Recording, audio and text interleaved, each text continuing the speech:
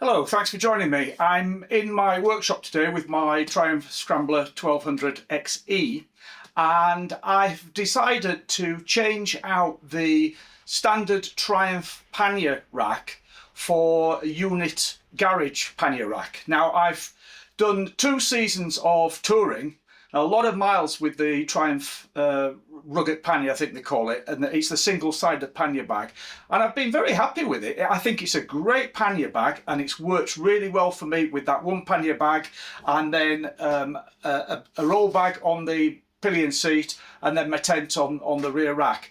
That's worked really well. But I have a couple of reservations about the Triumph pannier rack. And that's why I've decided to try the unit garage one. My first reservation is that there are only 2 mounting points for the rack. Let me show you. This is the Triumph rack, the rugged pannier rack. As I said, I've got 2 reservations about it. One of them is that this is actually only mounted here and here. There's only the 2 mounting points at the top, and that really does limit the weight that you can put in the pannier. And whereas I've had no problems with it, and it is very well built, and you can see the welds on it are very strong, the brackets are great. You know, I'm just concerned. I mean, it does flex, but you have to get some force to flex it. But I'm just worried, you know, longer term, you know, whether that's going to give. And of course, the second point is with the Triumph rack is that you can only have the bag on the one side. There's no bag on the other side. So I've bought a unit garage pannier rack. I did a lot of research about this before I chose the unit garage one, so I'll maybe make a separate video where I go through the research one. But if I hold this one up against it, you can see immediately the difference with this rack is that there's the 2 mounting points at the top, the same as the Triumph one, but then there's this extra arm that mounts on the pillion foot peg bracket, and then at the back there's another clip which goes across the rear of the bike, which then fastens to the pannier rack on the right side. So you've basically got 4 bracing points on this one as opposed to just the 2 on the Triumph one. I think that's going to be more substantial, and it enables me to put the rack, so put a bag on the right hand side as well. Before I bought this unit garage rack, I had a look at a wide range of options. I did quite a lot of research, and so maybe I'll make a separate video and share that with you and then see all the different options I looked at. But the reason I chose this unit garage one was that firstly, it's very flexible. Once you've fixed the pannier rack in place, then unit garage make a range of different panniers, all of which fit on the same rack. I've chosen the soft canvas bags, but they also make aluminium boxes which will fit on exactly the same rack. So at some point in the future, should I wish to tour using the aluminium boxes, then they'll work on the same rack, and I love that flexibility. The second thing that I really liked about them is when you take the panniers off, you're left with a very bare frame. You're not left with a lot of fittings as you are with some of the other systems that I looked at. So I think the bike will look cleaner without panniers on, with this rack, and hopefully you'll see that once I've fitted it. So what I'm going to do now is go ahead and fit this rack. I'll make a video of me fitting it. It's not a difficult process, but if you're interested, you can follow the steps. A lot of people seem to enjoy my mechanicking videos. So I will just go ahead and talk through the process as I'm doing it. My first job is obviously to remove the Triumph rack. So in order to do that, I'm going to take the seat off, remove the plastic base underneath the seat so I can get to these bolts, under these bolts, and take this rack off. And I'll need to get to those anyway to fit the new bolts for the new rack.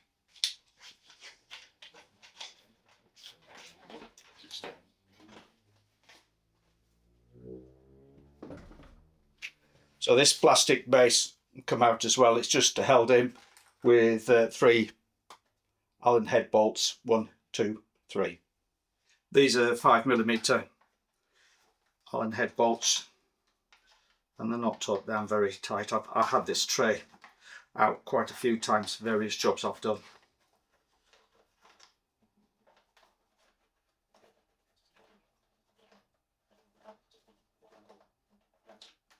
If you're wondering what these cables are for here, these are cables that I wired up myself. I think I've done other videos for them. One of them is for connecting to a battery tender and other accessories and things. And then this is a cable for my heated jacket, which I wear winter. And then that is a very small torque driver. It's a T6 torque driver that I just keep under the seat, because that's what you need to open up the battery key, the battery compartment in the key fob if your battery goes low. And I, under the seat here, I always keep some spare batteries just in case I have a problem with the key fob battery going down, because of course it's keyless ignition is this, so you need the power in that. But you usually get a warning.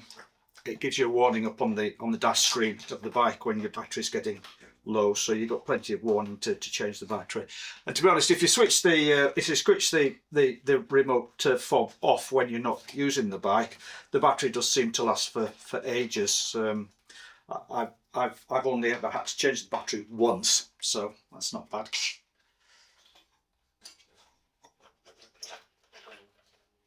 So I put these in. I always keep. Well, just reach over here. I use a lot of these, just little magnetic trays. They're great for just putting bits in that you take out, so you don't lose them, don't misplace them.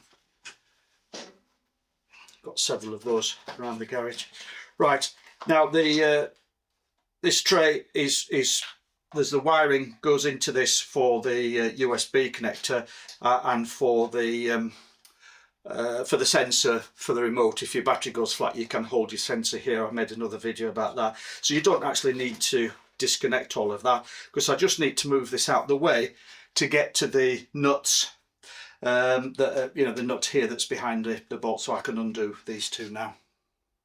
The two bolts, this one and this one holding the rack on, are T40 torque head bolts, and then the nut at the rear is a 12mm. So I'll just crack these off and then undo these.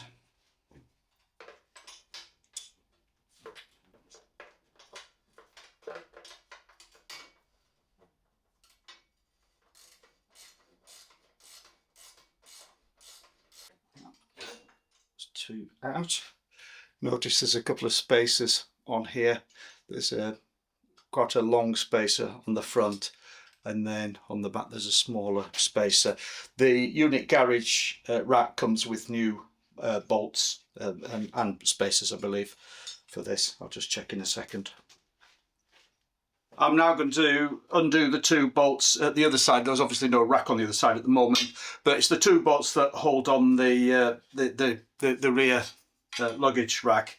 They're different on this side, so they're actually Allen head, 6mm Allen head on this side, and the nut here is 13mm. It was 12 on the other side, so obviously those have been changed for fitting the rack. These ones have been changed for fitting the rear luggage rack. So again, just crack that off and do that. The other thing I need to do now is remove the pillion foot pegs, because that's the third mounting point. In order to remove the foot peg mounting bracket, you've first of all got to remove the foot peg, which is fairly straightforward. I actually have another video on my channel somewhere where I took all this apart to clean it up and respray it where the paint was coming off a little bit, so you can refer to that for the detail. But there's a little circlip on here which you can just lever off with a screwdriver like that. There's the little clip. Then you can push this pin through and then pull the foot peg off. There's a little ball bearing which will drop out, so you're just going to watch out you catch that. There's the little ball bearing, and there's the plate. So I'm going to clean all that up and re-grease them all before I put them back on, but I'll just put those to one side, and with that off you can then get to the bolt which holds the mounting on, and that's 6mm Allen key. So I just undo that. There is a nut on the other side which, yeah, unfortunately it's turning, so I'll have to get a spanner on that. It's 12mm, so I'll just get my 12mm spanner on that. Whoops, then I can undo this.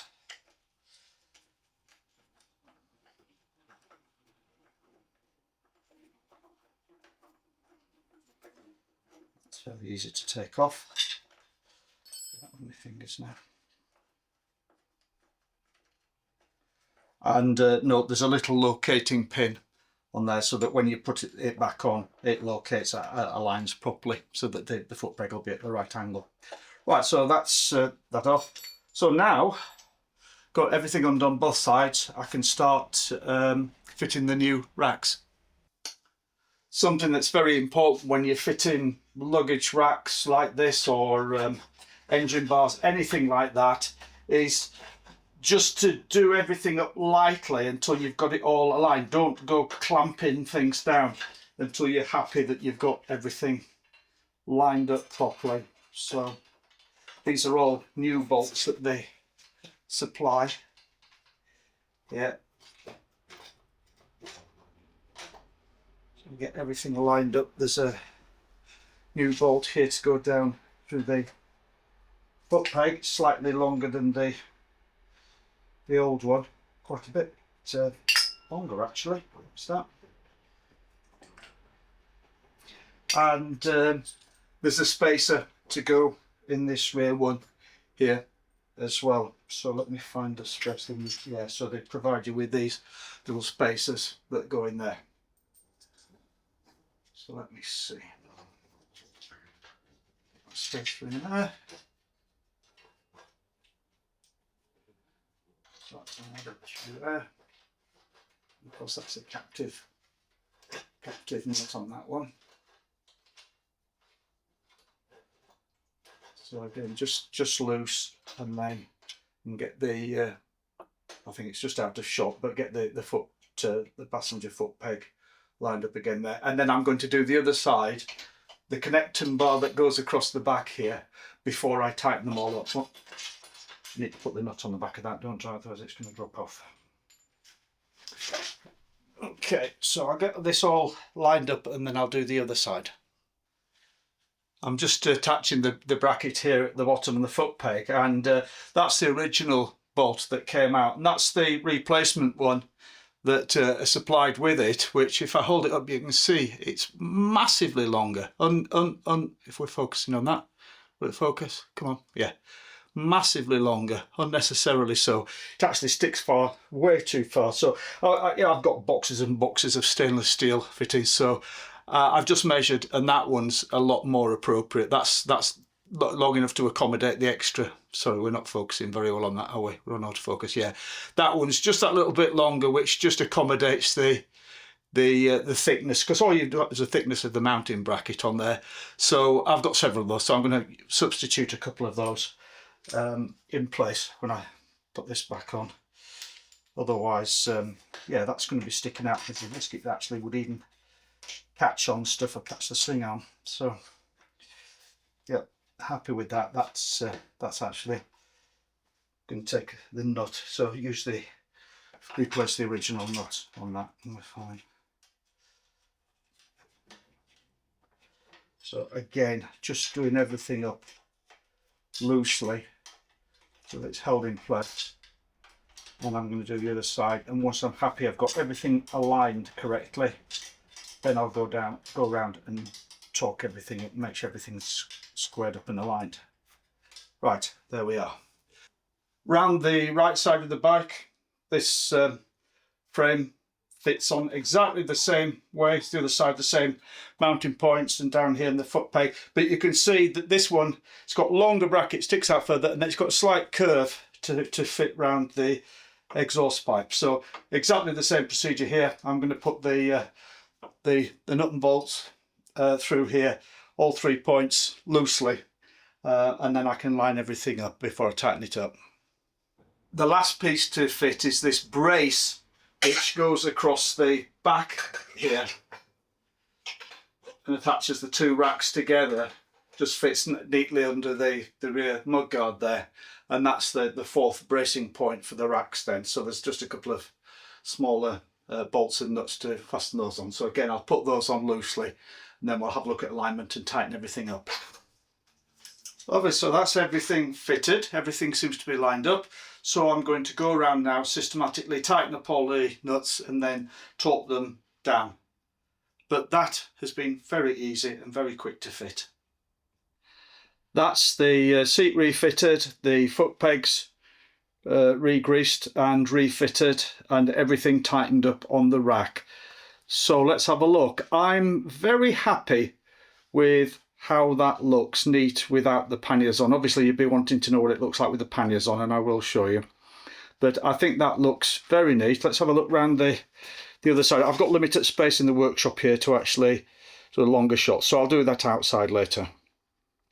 This is the left side, and I'm very pleased with that, because if you recall when I was showing you the original Triumph one, you could get hold of it and flex it, and there's absolutely no flex on that. It's really, really solid because it's got the 4 mounting points. So I'll be a lot more confident about putting weight in the panniers and riding off-road, you know, with it bouncing about. That. So yeah, and you can see this is the standard Triumph rack, so it's compatible with that, fits with the rack, no problem, fits on the same mounting points on the rear subframe there.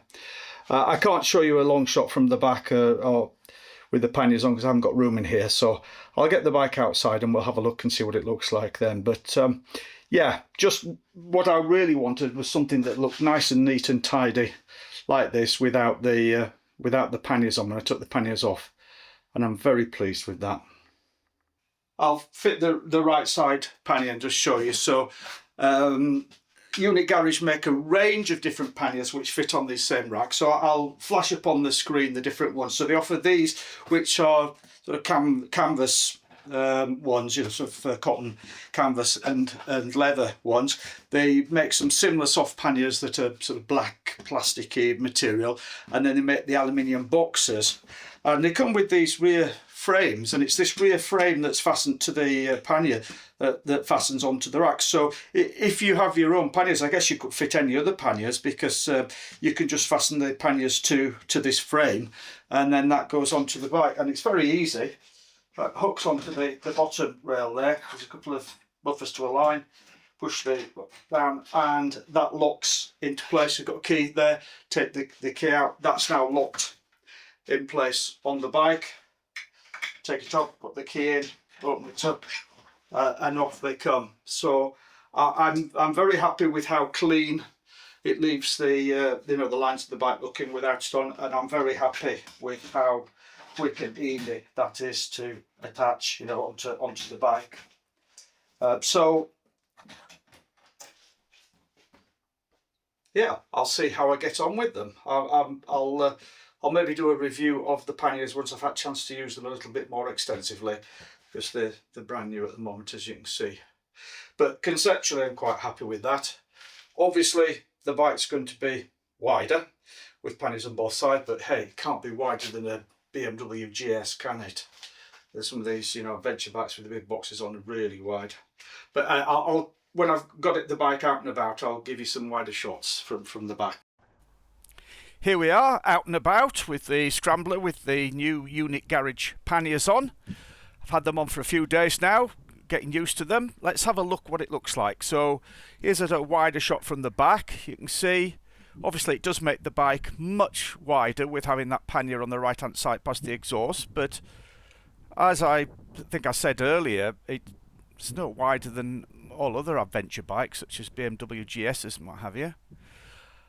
I went for these soft canvas bags. I think they're quite stylish, nice. I am going to do a separate review of the bags when I've used them a little bit, so look out for that on my channel. I'll do a separate video reviewing the bags. But yeah, I've been happy with them so far. So this is what it looks like the left hand side, left hand bag.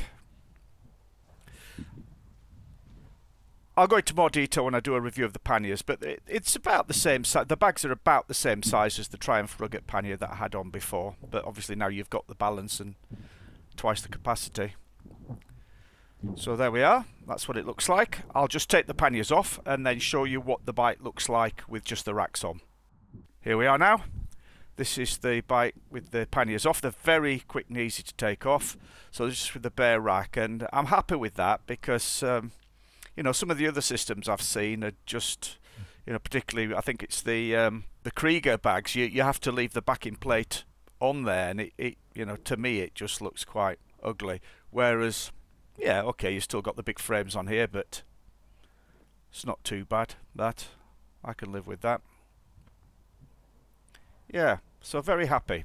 So I'll just wrap up by saying something I don't usually say, and that is, I make these videos to try and help other owners. If you find it useful, please hit the like button. Please consider subscribing to the channel, because I'm going to be producing a lot more videos over the next few months about the Scrambler. I'm going to be doing a lot of workshop work in the, on the bike, so I'll make videos of all of those. I don't have a Patreon system, I'm not that organised, but if you have a look in the description of this video, I have a link to buy me a coffee. So if you would like to buy me a coffee, if you found this video helpful, then I love coffee and I'd really appreciate that. Thanks for watching.